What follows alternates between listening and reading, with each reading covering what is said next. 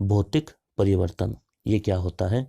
पदार्थ की भौतिक अवस्था में परिवर्तन होता है और उसके रासायनिक गुणों या संगठन में कोई परिवर्तन नहीं होता। तो भौतिक अवस्था में ही परिवर्तन होगा।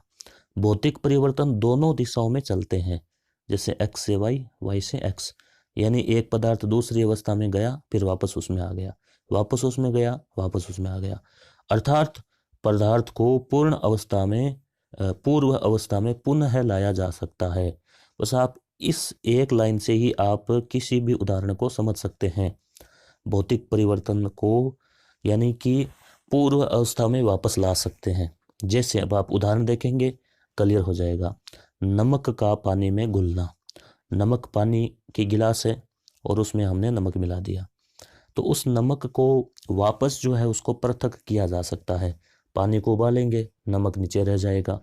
तो ये RS पर एग्जाम में आ चुका है। नमक अलग हो जाएगा, पानी अलग हो जाएगा। बर्फ का पिघलना। बर्फ है, बर्फ का आइस पिघल गया, पुनः उसको हम बर्फ फ्रीज में रखेंगे, पुनः बर्फ जम जाएगी। मोम का या घी का पिघलना। देखिए मोमबत्ती का जलना नहीं है, पिघलना अगर आए तो भौतिक परिवर्तन है। मोम पिघली, घी पिघला, वापस उसको ठंडा किया, वापस जम जाएगी। पानी का उबलना, वापस ठंडा हो जाएगा। यानी आप ये देखिए कि वापस हो सकता है क्या? तो वापस अगर हो सकता है इसका मतलब वो भौतिक परिवर्तन है। वापस पूर्व अवस्था में आ सकता है क्या? यानी जब उसमें कोई रासायनिक परिवर्तन, कोई उसके जो संगठन में परिवर्तन नहीं होगा ना, तो फिर वो वापस आ सकता है। पानी का जमना। पानी जमा, बर्फ बनी, वापस गर्म हो गया, पानी पिघल गया। लोहे की छड़ का गर्म होना, थोड़ी देर में ठंडी हो गई। जल का वाष्प बनना। वाष्प बना, वाष्प वापस इकट्ठी हुई, पुनः जल बन गया। कांच का टूटना। कांच टूटा, कांच को पुनः एक निश्चित ताप पे गर्म करके और उससे नया कांच बन सकता है। बल्ब का जलना। बल्ब का जो फिलामेंट है वो जलता है, गर्म होता है, बल्ब बुझते ही वापस अपनी मूल अवस्था में आ जाता है। आयोडीन का गर्म होना, वापस ठंडा होना। बादलों का बनना और वापस बारिश होती है और बूंदों के रूप में जाके फिर वाष्पन होके संघनन होके फिर बादल बन जाता है। तो ये भी एक प्रोसेस है, रिसाइकल है। तो ये तो हुआ अपने भौतिक परिवर्तन। अब आप रासायनिक परिवर्तन देखेंगे तो और आपके ये समझ में आ जाएगा टॉपिक।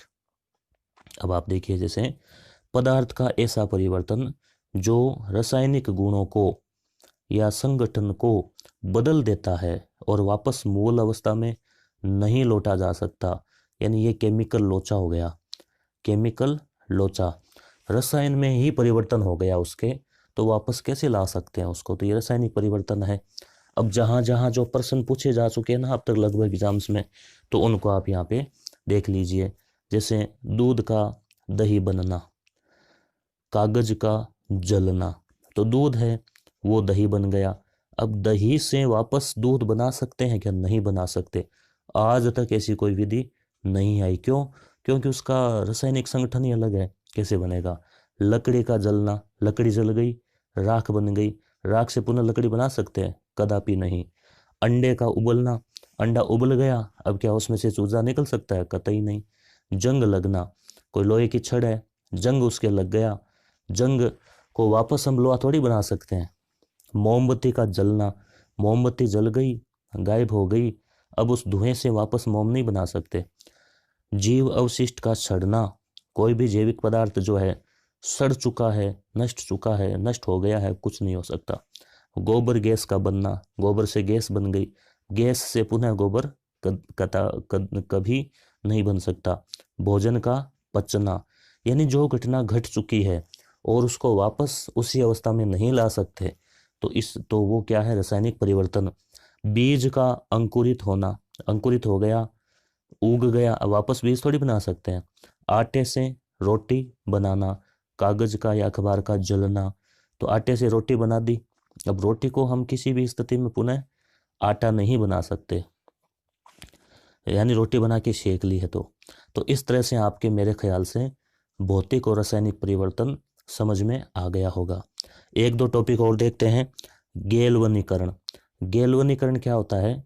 लोहे को जंग से बचाने के लिए, लोहे के जंग लग जाता है, खुले में रहता है तो जंग से बचाने के लिए उस पर जिंक यानी जस्ता की परत चटाई जाती है। यह प्रक्रिया गैल्वनीकरण कहलाती है। तो इसको गैल्वनीकरण बोलते हैं। लोहे को जंग से बचाने के लिए जिंक की परत या जस्ता की परत लगाते हैं। अब एक प्रश्न बनता है, जंग क्यों लगता है? जंग लगने का कारण एक तो नमी प्लस ऑक्सीजन। तो खुले में लोहा रहेगा तो उस पर नमी आएगी और ऑक्सीजन की से अभिक्रिया करके और आयरन ऑक्साइड बनता है। अब यहाँ प्रश्न कई बार ये पूछ लिया जाता है कि जंग लगने से लोहे का भार बढ़ेगा या घटेगा। हालांकि लोहे का क्षरण तो होता है मगर उसका भार बढ़ेगा। आपको याद रखना है, जंग लगने से लोहे का भार बढ़ेगा। कारण क्या है? नमी के कारण। नमी के कारण वो नमी पकड़ लेगा, इसलिए उसका जो भार है वो पहले से ज़्यादा उसका बढ़ जाएगा। तो ये अपने भौतिक और रासायनिक